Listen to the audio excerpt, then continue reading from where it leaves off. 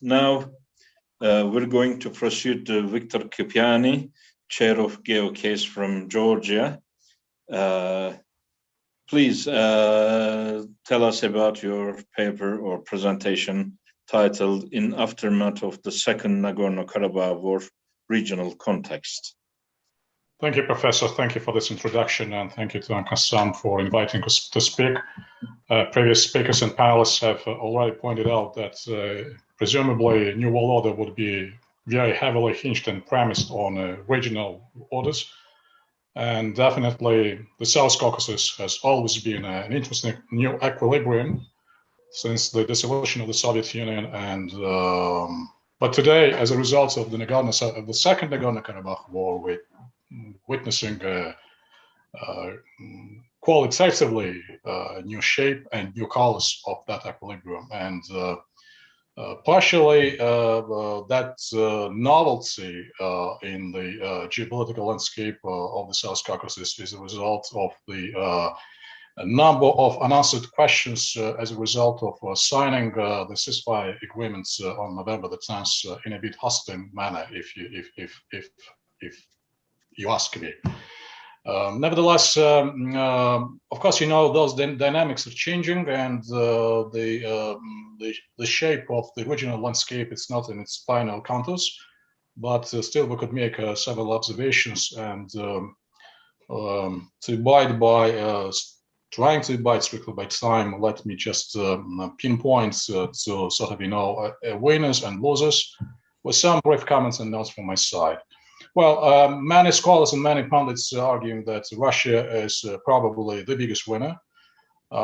It's really hard to counter because Russian peacekeepers are now stationed in Nagorno-Karabakh, and actually Nagorno-Karabakh was the only conflict zone in the former Soviet area where Russian militaries were not present, and today we have them there. Also, as a result of that, the entry into the region, Russia definitely has strengthened its ties with Azerbaijan, and also simultaneously got more leverages over the Armenian foreign policy.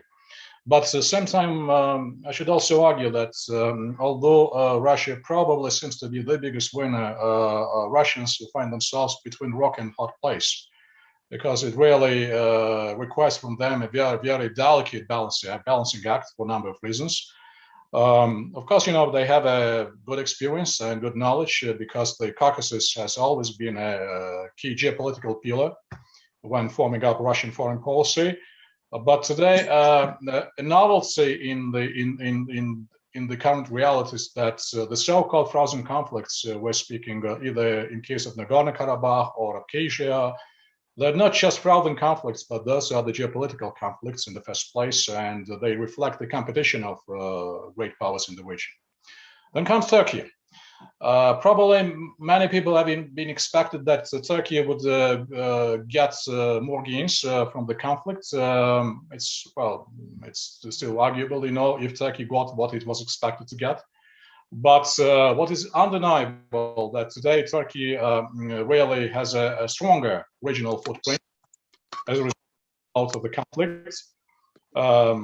It's enough to mention that Ankara has really enhanced and dramatically enhanced its political and security bonds with Azerbaijan. And the recent Shusha Declaration is a clear example to my words. And in overall, the Turkish politics, they got a more powerful say in the regional context. And I mentioned Azerbaijan, but we should also necessarily mention the tri-party formats of cooperation between Turkey, Azerbaijan, and Georgia, primarily in the security field. Then comes Azerbaijan. Azerbaijan, which has been the direct party to the conflict, and well, clearly Azerbaijan has benefited most because they liberated most of the territories held by the Armenian forces after quite a considerable and long stalemate.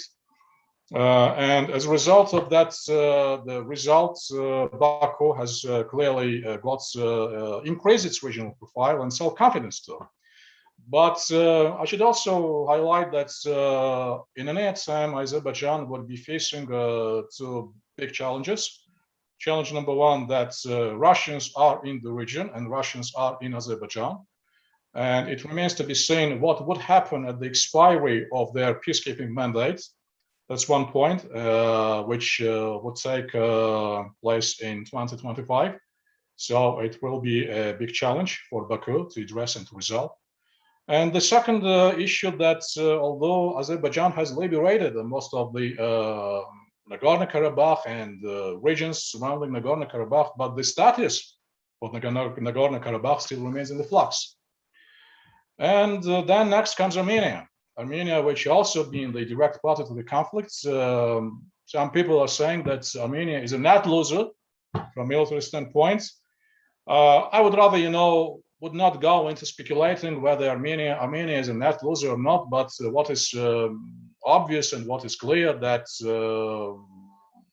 today we're facing a critically diminished zone of the so-called Armenian strategic depths, pros and cons of which have to be carefully examined. And one of the clear fallouts of the Second Nagorno-Karabakh war, that Armenia has become even stronger attached to the Russian orbit, and even stronger than it was before the conflict. On another side, however, some scholars are also arguing that the Nagorno-Karabakh conundrum was the factor of holding off a better freedom in terms of navigating in Armenian foreign policy. And they expect that Yerevan could exercise a wider choice, if you will, from now on. Well, very arguable point, but still it remains to be seen. Last two stakeholders is Iran, whose reaction, frankly speaking, at the outbreak of the conflict was somewhat lukewarm and a bit confused and mixed. A notable degree of Iranian ambivalence is not something unexpected, frankly speaking, due to varying type of bonds which Iran is having with most of stakeholders in the Nagorno-Karabakh standoff, be it Russia, Armenia, Azerbaijan, although recently we saw an increase in tensions between Iran and Azerbaijan border.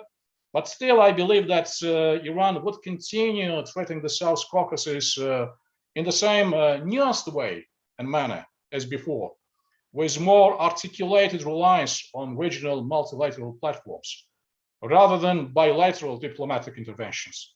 It has to be pointed out also, gentlemen, that Iran is the only country which has diplomatic ties with all the countries in the region.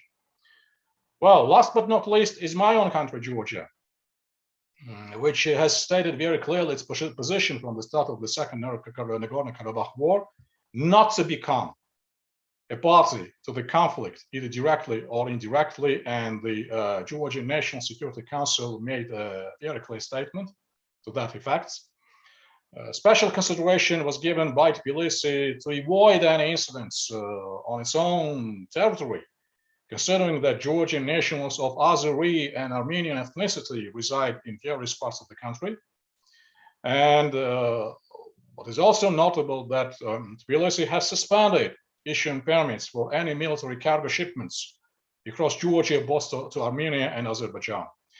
And from the very start of the conflict, Tbilisi has stated its readiness and willingness, and still continues to emphasize its readiness to provide its venue for various parties to the conflict to meet and discuss prospects of peaceful settlements.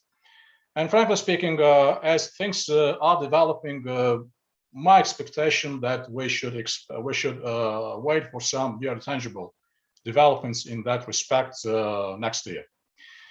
All in all, getting to the summary of the pros and cons, or the so-called winners and losers, key considerations from Tbilisi's, from Georgia's point of view, are a clear and understandable interest that the ceasefire agreement continues and new eruption of war action is prevented, therefore contributing to maintaining at least minimum order or semblance of order and stability in the broader region, and as well as maintaining its leading role of the major transit hub for the region.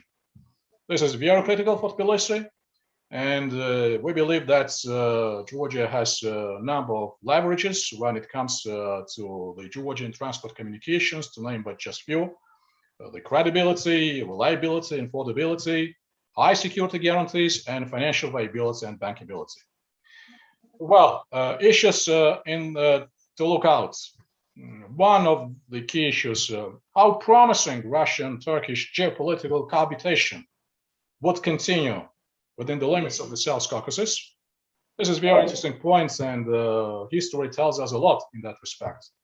Turkey and Russia has different perceptions of Eurasianism, and definitely the South Caucasus would be type of a litmus test, how those two powers would go hand in hand. The second critical points are about Western interests in the South Caucasus. Are they on uphill or saying sort of, taking the downhill? Developments in the South Caucasus are also linked with developments in the greater Black Sea region, which is the key region for competing in Eurasia. And hence we have to watch out, what would be the China's position. And it's really very important because any sort of, rigid moves, if you will, by China could potentially cause U-turn in regional politics. Last but not least, I believe that regardless various discussions about multilateral formats, I think that bilateral formats would continue to be the nexus or the foundations of various connections in the region. And I think that those bilateral setups are primarily Georgia-Azerbaijan, Turkey-Azerbaijan, Russia-Turkey, Georgia-Turkey, Russia, and Armenia. It also remains to be seen how the South Caucasus evolves to be the integral part in the fabrics of the Black Sea region. It's also a timely topic, which we probably will discuss next year, at least, a proper place and role for the greater Black Sea region in the looming new global order, but presumably that order would be hinged on new types of multilateralism and high degree of regionalism. All in all, to close my presentation, that what we're witnessing and what is obvious and sort of, undisputable, that the South Caucasus are becoming a merger of geopolitics on the Black Sea from one side and on from the Middle East on another side. Well, thank you very much indeed. Thank you for this opportunity, and all the best to the rest of the panelists. Thank you. Thank you, Chairman Kipiani. It was a very interesting, as others, presentation. Now,